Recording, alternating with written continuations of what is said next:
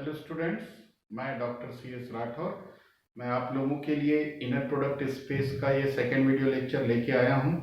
इसके पहले के वीडियो लेक्चर में आप लोगों ने देखा कि इनर प्रोडक्ट क्या होता है और इनर प्रोडक्ट स्पेस किसे कहते हैं और उसका एग्जाम्पल और उस पर बेस्ड उसके कुछ थ्योरम्स भी हमने देखा। तो मुझे उम्मीद ही नहीं विश्वास है कि आप लोगों को वो वीडियो लेक्चर समझ में आया होगा, पसंद भी आया होगा और ये भी वीडियो लेक्चर आप लोगों को समझ में आएगा। और वीडियो लेक्चर के बाद आप लोगों से रिक्वेस्ट है कि नोट्स जरूर बनाइए और नोट्स बनाने से ही एग्जाम टाइम में रिवीजन में कम समय लगता है। तो अगर आप लोगों ने मेरा फर्स्ट वीडियो लेक्चर नहीं देखा है तो पहले फर्स्ट वीडियो लेक्चर देख लीजिए, तभी ये समझ में आएगा। तो चलिए हम स्टार्ट करते हैं इस वीडियो लेक्चर को। तो हम पहला डेफिनेशन देखते हैं, नॉर्म और लेंथ। किसी भी वेक्टर का, वेक्टर स्पेस के किसी भी एलिमेंट को हम क्या बोलते हैं? वेक्टर बोलते हैं। तो वेक्टर स्पेस के किसी एलिमेंट यानी किसी वेक्टर का लेंथ या नॉर्म क्या होता है, कैसे निकाला जाता है? तो उसकी लेंथ, नॉर्म को हम उस वेक्टर की लेंथ भी कहते हैं। ये क्या होता है? किसी वेक्टर अल्फा, मान लेते हैं वी एफ एक वेक्टर स्पेस है और अल्फा इसका एक मेंबर है, तो इसका नॉर्म कैसे डिफाइन होता है? Root over inner product of alpha alpha, ये होता है इसका नॉर्म। अब इसका हम एग्जांपल देख लेते हैं कैसे निकालते हैं। तो वी एन सी हम कॉम्प्लेक्स नंबर के n टपल्स का ये वेक्टर स्पेस है, हम जानते हैं, और इसका एक इनर प्रोडक्ट ये होता है। इस वी एन वेक्टर स्पेस पे ये एक इनर प्रोडक्ट होता है और इस इनर प्रोडक्ट को हम स्टैंडर्ड इनर प्रोडक्ट बोलते हैं। तो ये स्टैंडर्ड इनर प्रोडक्ट, जहां अल्फा किस टाइप के एलिमेंट है? n tuples A1 A2 A, और बीटा कैसा है? n tuples B1 B2 Bn। और ये जो A और B दिखाई दे रहे हैं, A1 A2 An B1 B2 Bn, ये किसके मेंबर्स हैं? कॉम्प्लेक्स नंबर के। ये सब तो आप लोगों ने वेक्टर स्पेस में पढ़ा है। तो अब इनके इस वेक्टर स्पेस में ये हम इनर प्रोडक्ट देखते हैं। तो इसके किसी एक एलिमेंट का, जैसे अल्फा है, अल्फा ही क्या है? इसका एक एलिमेंट है। तो अल्फा इसका एक एलिमेंट है, तो इसका नॉर्म निकालना है या इसकी लेंथ निकालनी है। कैसे निकालेंगे? Norm of alpha. अब इस फार्मूले के हिसाब से root over inner product of alpha. तो root over inner product of alpha alpha, beta की जगह भी हम क्या रख देंगे? अल्फा रख देंगे। तो बीटा की जगह भी अगर हम अल्फा रख देंगे तो यहाँ B1 B2 Bn भी क्या हो जाएगा? A1 A2 An, दोनों सेम एलिमेंट है, अल्फा अल्फा। तो अल्फा अल्फा करेंगे तो यहाँ A1 bar A2 bar An बार, तो देखिए क्या आ गया? A1 bar A2 bar An बार। तो ये इनर प्रोडक्ट अल्फा अल्फा की वैल्यू को रूट के अंदर रख दिए। अब हम कॉम्प्लेक्स नंबर में हमने पढ़ा है, ये 11th क्लास में आप लोगों ने पढ़ा है कि z z bar equals to mod of z square होता है। तो इसीलिए हम इसी फार्मूले को अप्लाई किए। A1 bar equals to mod A1 square, A2 bar equals to mod A2 square, An bar equals to mod An square. तो इस Vn स्पेस का एक एलिमेंट अल्फा है और उसका नॉर्म ये हो जाएगा। क्लियर हो गया? हम एक आध और एग्जांपल देख सकते हैं रियल नंबर में भी। जैसे हमको एक वेक्टर है, दूसरा एग्जांपल ले लेते हैं। अल्फा एक वेक्टर है 2 4 4, 2 4 4, ये किसका एलिमेंट है? V3 का। और ये कैसा V3 का एलिमेंट है लेकिन रियल नंबर में है। यहाँ पर A1 A2 An क्या था? कॉम्प्लेक्स नंबर था। यहाँ पर जो 3 टपल्स का सेट है V3, इसके जो एलिमेंट्स हैं वो रियल नंबर के हैं। तो इसका नॉर्म हम कैसे निकालेंगे? चलिए देख लेते हैं दूसरा एग्जांपल भी। 2 4 4 का नॉर्म निकालना है। तो norm of alpha equals to inner product of alpha alpha. तो इसका इनर प्रोडक्ट क्या होता है? इसके इनर प्रोडक्ट का डेफिनेशन होता है जैसे अल्फा बीटा, तो ये होता है A1 B1 plus A2 B2 plus A3 B3। क्योंकि ये रियल नंबर पे ये वेक्टर स्पेस डिफाइन है, तो ये सारे रियल नंबर होते हैं, इसलिए यहाँ बार नहीं लगता। ये स्टैंडर्ड इनर प्रोडक्ट का डेफिनेशन है, ये हमने लास्ट वीडियो लेक्चर में देखा। तो कॉम्प्लेक्स नंबर में जो स्टैंडर्ड इनर प्रोडक्ट होता है उसमें सेकंड एलिमेंट में बार लगता है, कॉन्जुगेट होता है, लेकिन रियल नंबर में बार नहीं लगता। तो इसी फार्मूला से अगर हम अल्फा अल्फा निकालें तो क्या आ जाएगा, A1 A1, यहाँ आ जाएगा A2 A2, यहाँ आ जाएगा A3 A3। तो चलिए इसमें रख देते हैं, A1 की जगह 2 है तो यहाँ 2 स्क्वायर 4 स्क्वायर प्लस 4 स्क्वायर, तो 4 4 जा 16 16 32 और ये 36 हो जाएगा अल्फा अल्फा। तो अब इस वैल्यू को यहाँ रख देते हैं, तो क्या आ जाएगा, norm of alpha equal to √36 मतलब 6। तो ये जो वेक्टर लिए हैं V3 का एक एलिमेंट, इसकी लेंथ कितनी हो गई, 6। तो क्लियर हो गया नॉर्म क्या होता है और कैसे निकालते हैं, दो एग्जांपल देख लिए। चलिए अब हम देखते हैं नेक्स्ट डेफिनेशन, यूनिट वेक्टर। तो यूनिट वेक्टर क्या होता है, नाम से ही लग रहा है यूनिट, मतलब हम वेक्टर में भी पढ़ चुके हैं कि ऐसा वेक्टर जिसका लेंथ 1 होता है उसको यूनिट वेक्टर बोलते हैं। तो यहाँ पर भी ऐसा वेक्टर जिसकी लेंथ 1 होती है उसको यूनिट वेक्टर बोलते हैं, जिस वेक्टर की भी लेंथ यूनिट होगा। A vector of unit length is said to be unit vector. अब जैसे कोई वेक्टर यूनिट लेंथ का नहीं, जैसे कोई वेक्टर यूनिट लेंथ का नहीं है तो वो यूनिट वेक्टर तो नहीं होगा। तो अगर उसको यूनिट वेक्टर में कन्वर्ट करना हो तो कैसे करेंगे देख सकते हैं, लेकिन वो क्या होना चाहिए, नॉन जीरो वेक्टर होना चाहिए।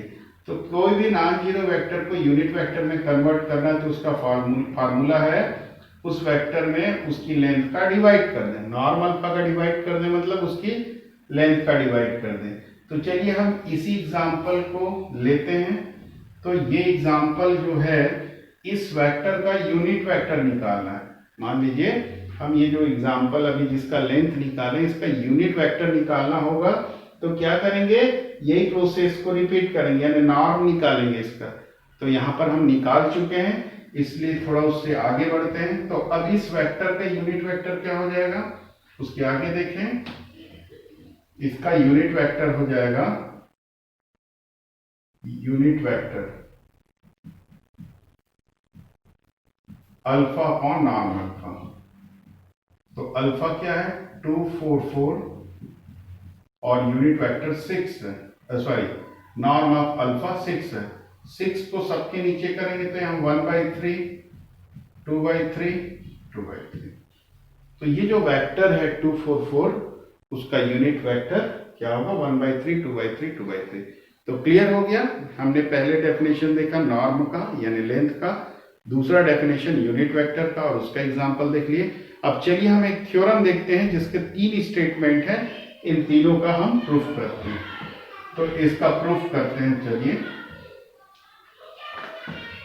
तो पहला है स्टेटमेंट, क्या है, norm alpha greater than or equal 0। First statement है norm alpha greater than or equal 0, ये प्रूफ करना है। यानी हम कोई वेक्टर स्पेस का, मान लेते हैं V एक इनर प्रोडक्ट स्पेस है, तो उस इनर प्रोडक्ट स्पेस के किसी भी एलिमेंट का हम नॉर्म निकालेंगे तो वो क्या होगा, ग्रेटर देन आर इक्वल 0 होगा। और इसी में दूसरा पार्ट क्या है कि वो 0 होगा इफ एंड ओनली अल्फा 0 होगा। तो चलिए हम इसका प्रूफ देखते हैं। तो सिंस अल्फा अल्फा क्या होता है, ग्रेटर देन आर इक्वल 0 होता है। ये कहां से आया, इनर प्रोडक्ट के डेफिनेशन से। इनर प्रोडक्ट में क्या होता है, सेम वेक्टर का, हमने डेफिनेशन में ही पढ़ा, सेम वेक्टर का inner product greater than or equal 0 होता है। 0 भी होता है, कब होता है, जब वो खुद 0 होता है। तो ये वाला कंडीशन हम देखे हैं, ये by definition of inner product, by definition of inner product. अगर आप लोगों ने फर्स्ट वीडियो लेक्चर नहीं देखा है तो देख लीजिए, उसमें ये डेफिनेशन देख लीजिए, यही है। तो alpha alpha, inner product of alpha alpha किसके इक्वल होता है, नॉर्म अल्फा स्क्वायर के। क्यों होता है, ये हमारा डेफिनेशन क्या है नॉर्म अल्फा का, root over inner product of alpha alpha. तो इसका मतलब इसका स्क्वायरिंग करेंगे तो norm alpha square equals to inner product of alpha alpha हो जाएगा। ठीक है, तो ये इसकी जगह हम क्या रख दिए, इसलिए नॉर्म अल्फा स्क्वायर। अब ये नॉर्म अल्फा स्क्वायर जो है स्क्वायर रूट ले लें तो क्या आ जाएगा, norm alpha greater than or equal 0। तो इस स्टेटमेंट का ये फर्स्ट पार्ट प्रूफ हो गया। क्लियर हो गया। अब चलिए आगे बढ़ते हैं। दूसरा part, norm alpha equals to 0, यहां से स्टार्ट करते हैं। Norm alpha equals to 0 if and only if लाना है, तो norm alpha equal to 0 if and only if इसका स्क्वायरिंग कर दें बोथ साइड, तो 0 का स्क्वायर 0 ही होगा। अब लेफ्ट साइड में देखिए, नॉर्म अल्फा स्क्वायर को हम क्या कर सकते हैं, inner product of alpha alpha लिख सकते हैं, ये हो गया। और हम इनर प्रोडक्ट के डेफिनेशन से जानते हैं, जैसे इनर प्रोडक्ट के डेफिनेशन में हमने ये भी देखा सेम वेक्टर का इनर प्रोडक्ट ग्रेटर देन और इक्वल 0 होता है। उसी डेफिनेशन में हमने ये भी पढ़ा था कि सेम वेक्टर का इनर प्रोडक्ट 0 हो सकता है, लेकिन कब होता है, if and only it is 0 vector, वो 0 वेक्टर हो। देखिए ध्यान दीजिए, यहाँ पे मैं लास्ट वीडियो लेक्चर में बताया था इनर प्रोडक्ट एक फील्ड का एलिमेंट होता है, इसलिए स्केलर 0, लेकिन ये क्या है, वेक्टर है, इसलिए बोल्ड 0, वेक्टर 0 लिखना, इसको ध्यान रखिएगा। तो अब अपना इसका सेकेंड पार्ट भी प्रूफ हो गया, दैट इज क्या प्रूफ कर दिए हमने, norm alpha equal to 0 if and only if alpha equal to 0। तो इसका जो फर्स्ट स्टेटमेंट था इस थ्योरम का हमने प्रूफ कर दिया। क्लियर हो गया। आगे बढ़े, चलिए आगे स्टार्ट करते हैं सेकेंड स्टेटमेंट। तो सेकेंड स्टेटमेंट है अपना नॉर्म ए अल्फा, इसका प्रूफ करना है। तो नॉर्म ए अल्फा, क्योंकि नॉर्म जो है किससे रिलेटेड है, इनर प्रोडक्ट से, तो रूट के अंदर होता है, तो रूट से बाहर करना है, कहां से स्टार्ट करना है, नॉर्म ए अल्फा स्क्वायर। उस डेफिनेशन को देखिए, जैसे स्क्वायर करेंगे इनर प्रोडक्ट का रूट हट जाएगा, हटा दिए। जैसे नॉर्म अल्फा स्क्वायर में inner product of alpha alpha होता है, वैसे ही नॉर्म ए अल्फा स्क्वायर में inner product of A alpha होगा। अब हम फिर से इनर प्रोडक्ट के डेफिनेशन को अप्लाई करेंगे। तो इनर प्रोडक्ट के डेफिनेशन को अप्लाई करना है तो क्या करेंगे, जो इसका स्केलर वैल्यू होता है उसको बाहर निकालते हैं, लीनियर प्रॉपर्टी बोलते हैं इसको, डेफिनेशन में लीनियरिटी बोला था हमने। तो इस ए को बाहर निकालिए, तो फर्स्ट प्लेस से कोई स्केलर बाहर निकालते हैं तो वैसी का वैसी बाहर आता है अल्फा ए। ये कहां से आया, by definition of inner product. अब सेकेंड प्लेस से अगर स्केलर बाहर निकालते हैं, तो ये भी हमने लास्ट वीडियो लेक्चर में एक थ्योरम देखा था कि सेकेंड प्लेस से अगर कोई स्केलर कोफिशिएंट है उसको बाहर निकालना है तो वो कॉन्जुगेट के फॉर्म में बाहर आता है। तो ये स्केलर कॉन्जुगेट के फॉर्म में बाहर आएगा, आप लोग देख सकते हैं। अगर इसीलिए मैं बोला हूं पहले फर्स्ट वीडियो लेक्चर देख लीजिए, उसका नोट्स बना लीजिए, उसके बाद ही देखिए, तब अच्छे से क्लियर होगा। अब देखिए फिर से वही प्रॉपर्टी कॉम्प्लेक्स नंबर की, कौन सी property, z into z bar equals to mod z square. तो यहां पर ए बार क्या हो जाएगा, मॉड ए स्क्वायर। और अल्फा अल्फा का इनर प्रोडक्ट क्या होता है, यहां से देखिए नॉर्म अल्फा स्क्वायर। तो यहां पे क्या आ गया, norm a alpha square equals to mod a square norm alpha square. अब स्क्वायर रूट ले लेते हैं बोथ साइड, तो norm a alpha equals to mod a into norm alpha. तो ये हमारा सेकेंड स्टेटमेंट भी प्रूफ हो गया इस थ्योरम का। क्लियर हो गया होगा। तो चलिए हम लास्ट स्टेटमेंट प्रूफ करते हैं।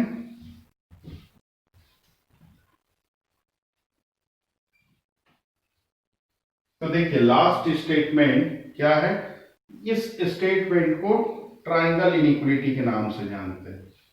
इस स्टेटमेंट को ट्राइंगल इनइक्वालिटी ऐसा एग्जाम में दे सकता है कि सो दैट ये प्रूव दैट कि inner product space satisfies triangle inequality. तो ये है ट्राइंगल इनइक्वालिटी। तो चलिए इसको प्रूफ करते हैं। तो कहां से स्टार्ट करेंगे, लेफ्ट साइड से। तो नॉर्म जब भी लेते हैं और नॉर्म से स्टार्ट करना है, उसको सिंप्लीफाई करना है, तो नॉर्म को नॉर्मल लेके नॉर्म का स्क्वायर लेके चलते हैं। देखिए यहाँ पर भी हम नॉर्म को सिंप्लीफाई करना था तो स्क्वायर से स्टार्ट किए। तो ध्यान रखिएगा जब भी नॉर्म से स्टार्ट करना है किसी का प्रूफ तो स्क्वायर लेके करेंगे ताकि रूट हट जाएगा। तो अब इसका प्रूफ क्या हो जाएगा थर्ड स्टेटमेंट का, यहां से स्टार्ट करेंगे, norm alpha plus beta square, norm alpha plus beta square. तो क्या हो जाएगा ये डेफिनेशन से, inner product of alpha plus beta, alpha plus beta, ये हो गया। अब हम इसमें लिनियरिटी लगाएं पहले, तो इसको हम सिंगल वेक्टर मान के लगाएं लिनियरिटी, मतलब इनर प्रोडक्ट स्पेस का डेफिनेशन लगा दें। तो क्या हो जाएगा, जो स्केलर होता है कॉमन आ जाएगा, तो क्या बचेगा अल्फा और second vector alpha plus beta, इसका भी कोफिशिएंट 1 है बीटा का, तो वो भी कॉमन आएगा, और बीटा अल्फा प्लस बीटा। ये लिनियरिटी होता है ना इनर प्रोडक्ट के डेफिनेशन में, a alpha plus b beta gamma क्या होता है, ए स्केलर है बाहर, अल्फा गामा प्लस बी बाहर, बीटा गामा, ये हो गया। इसी प्रॉपर्टी को हम यहाँ पे अप्लाई किए, इसको लीनियर प्रॉपर्टी बोलते हैं।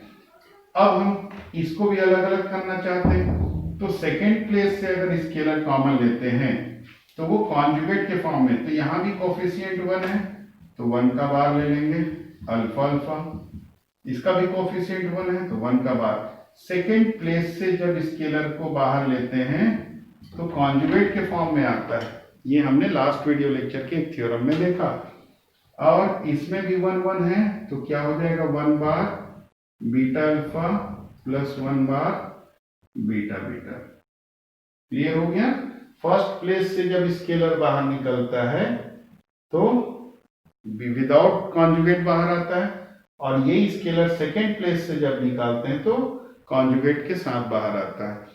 अब 1 तो रियल नंबर है और रियल नंबर का कॉन्जुगेट क्या होता है, खुद वही होता है, तो 1 का कॉन्जुगेट 1 हट जाएगा, तो यहाँ आ गया alpha alpha plus alpha beta, 1 का कॉन्जुगेट 1 होता है इसलिए ऐसा हो गया बीटा बीटा।